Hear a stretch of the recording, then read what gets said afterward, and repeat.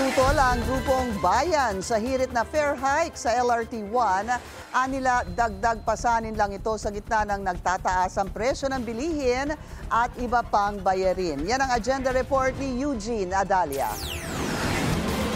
May nakaamba na naman pagtaas sa singil sa pamasahe ang LRT1.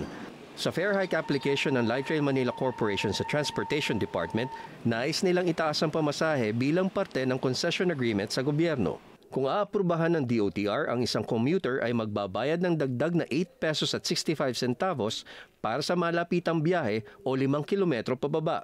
Higit 6 na piso para sa mid-distance travel o hanggang 16 kilometers at 12.50 para sa lagpas 16 kilometers ang biyahe. Ang pamasahe, kung buong haba ng LRT ang tatahakin, ay aabot ng 60 pesos mula 45. Ayon sa bagong alyansang Makabayan, dagdag na pasanin niyan sa ordinaryong commuter na aabot sa 400 pesos kada buwan sa gitna ng tumataas na bilihin at iba pang bayarin. Ayon rin sa concession agreement, kailangan payagan ng LRMC na magtaas ng singil ng 10.25% kada 2 taon o babayaran ng gobyerno ang hinihinging dagdag singil na maaaring umabot sa 3 billion para sa 2023 at 153 million kada quarter ngayong taon. This is a very problematic situation for the government because they are forced to either grant a fare hike that will impact the commuters negatively, or the alternative is for government to pay for the cost of the fare hike, and which will increase government debt. Kailangan daw silipin ni Pangulong Bongbong Marcos ang kasunduan dahil lugi ang pamahalaan at ang taong bayan dito.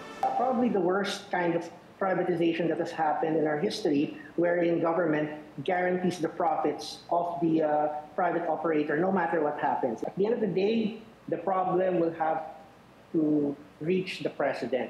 Mr. Marcos will have to do something about this because this is a very lopsided and onerous contract, and the burden on the commuters will be huge.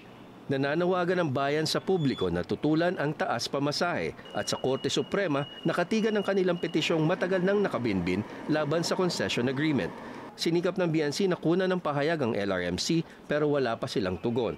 Pero sa kanilang fare hike petition, sinabi ng LRMC na naiintindihan daw ng mananakay ang taas singil dahil kapalit naman daw nito ang mas maayos na sistema at serbisyo. Para sa Agenda, Eugene Adalia, Bilyonaryo News Channel.